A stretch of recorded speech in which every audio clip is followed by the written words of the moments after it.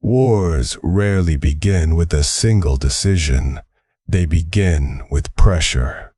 Powerful forces slowly pushing the world toward confrontation. Today, tensions between the United States and Iran have once again reached dangerous levels.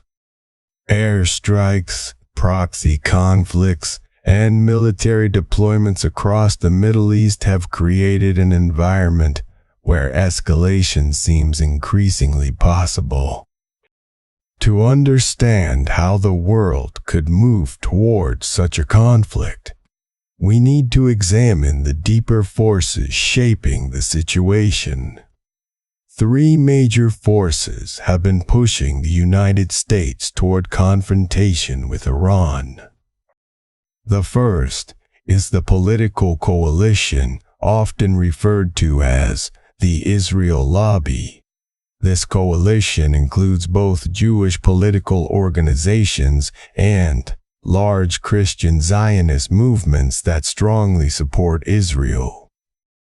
One of the most influential organizations is the American Israel Public Affairs Committee, or AIPA.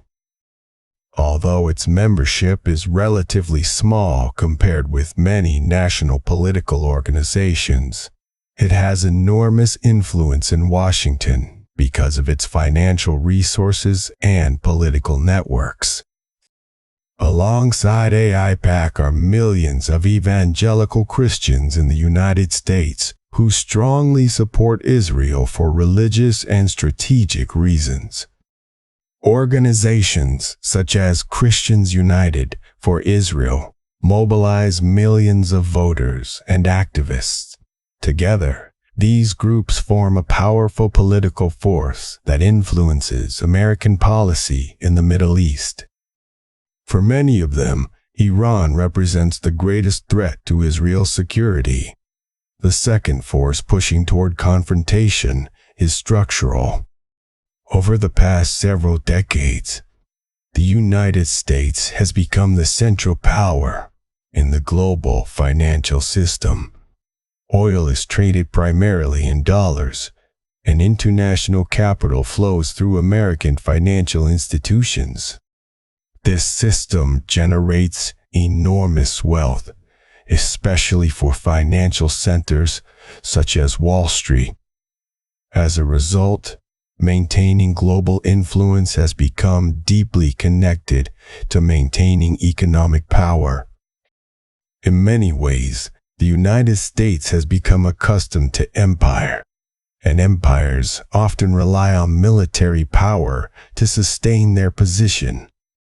The third force comes from the Middle East itself. Many observers assume the region's central conflict is between Israel and Iran. But another major rivalry exists between Saudi Arabia and Iran.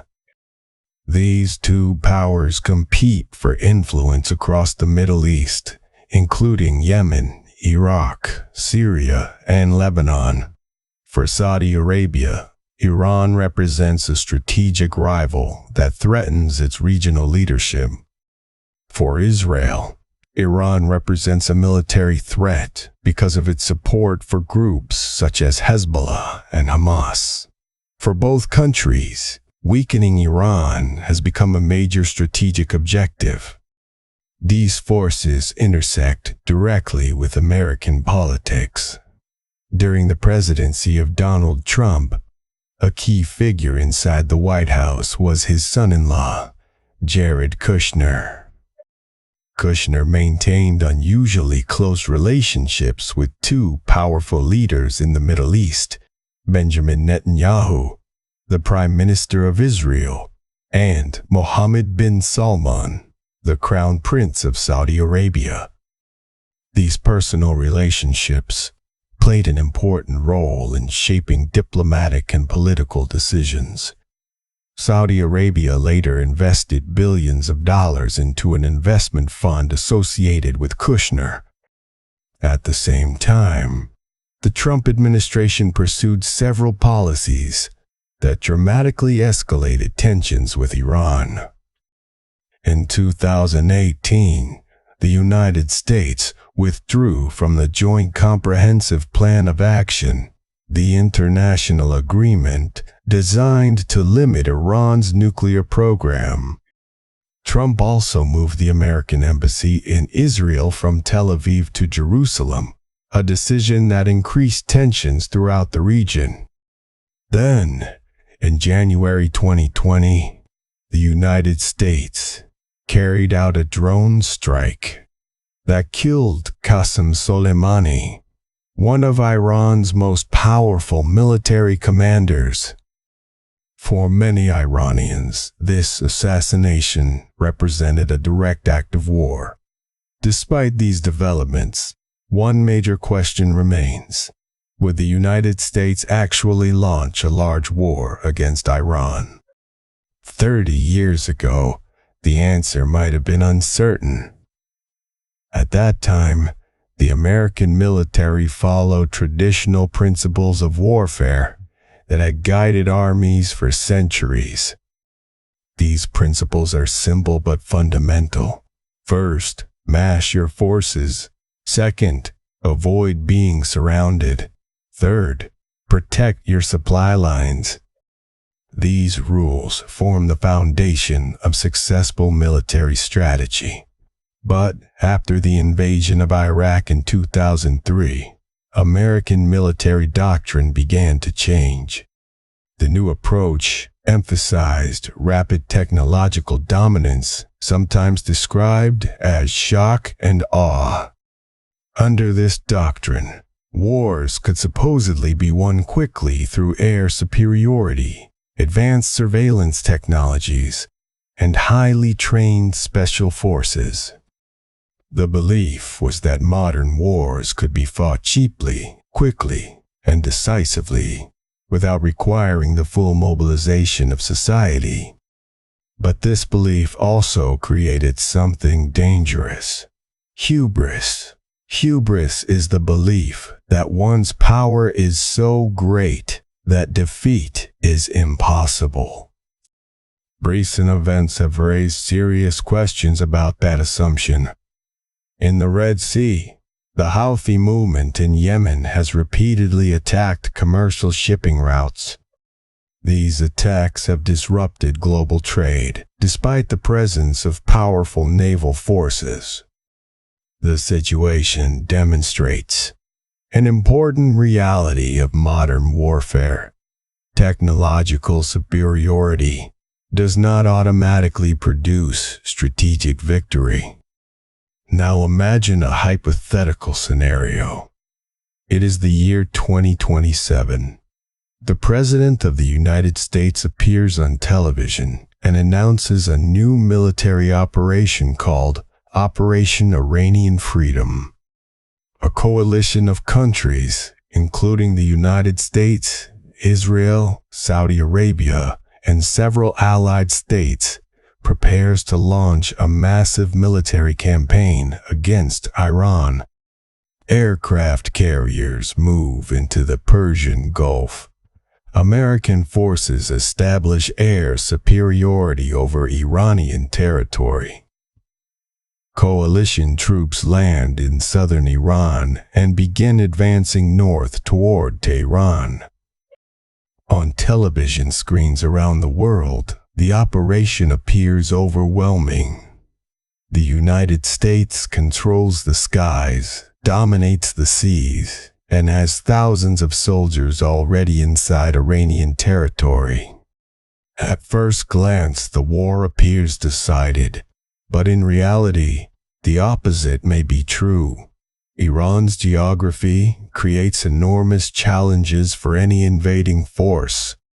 Much of the country consists of mountainous terrain. Large armored units and mechanized forces cannot easily maneuver through these regions.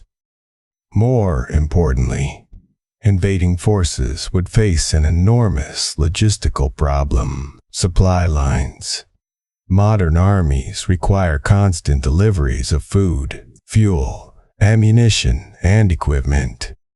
Those supplies would have to travel across long and vulnerable routes. Aircraft delivering supplies could be targeted by missiles or drones. Ground convoys could be ambushed in mountain passes. In such circumstances, invading troops could quickly become isolated. What appears to be an invasion force might actually become something else entirely. Hostages trapped inside hostile territory. Another critical assumption behind such an invasion is that the Iranian population might rise up against its government.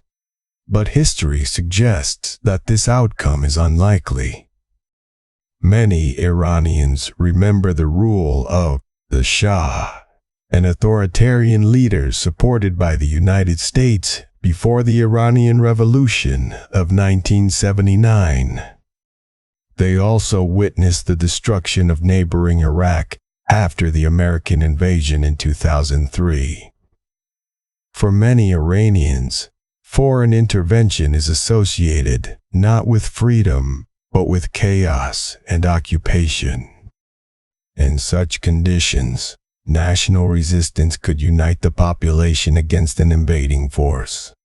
History offers several warnings about this kind of strategic miscalculation. In 417 BC, during the Peloponnesian War, the city of Athens launched a massive expedition to conquer Sicily. The campaign initially appeared unstoppable, but the Athenians failed to secure their supply lines. Eventually, their entire army was surrounded and destroyed. The defeat helped bring about the collapse of the Athenian Empire.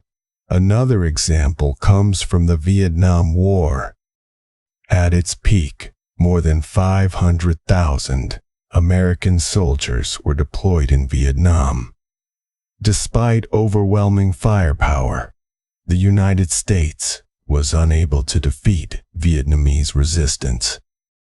Even when American leaders recognized that the war could not be won, they continued fighting because of what economists call the sunk cost fallacy. Too many resources had already been invested to walk away. Game theory provides another way to understand why such wars occur. In international politics, different actors pursue their own strategic interests. The United States may seek regime change in Iran. Iran may seek to lure American forces into a costly and prolonged conflict. Israel and Saudi Arabia may see strategic advantages if their regional rival is weakened. In a strange way, several different actors might support the same event, an American invasion of Iran. But they would support it for very different reasons. One final factor hangs over the entire conflict: nuclear weapons. If a war escalated and American forces became trapped inside Iran, an American president might threaten nuclear strikes to force Iran to allow those forces to withdraw. Such a threat could force other nuclear powers, especially Russia, to respond. If nuclear powers become involved, the conflict could transform from a regional war into a global crisis. And that leads to the final question. If a war between the United States and Iran were to escalate, how would Russia respond? Would it remain on the sidelines? Or would it intervene to reshape the balance of power? The answer to that question could determine whether such a conflict remains limited or becomes something far more dangerous.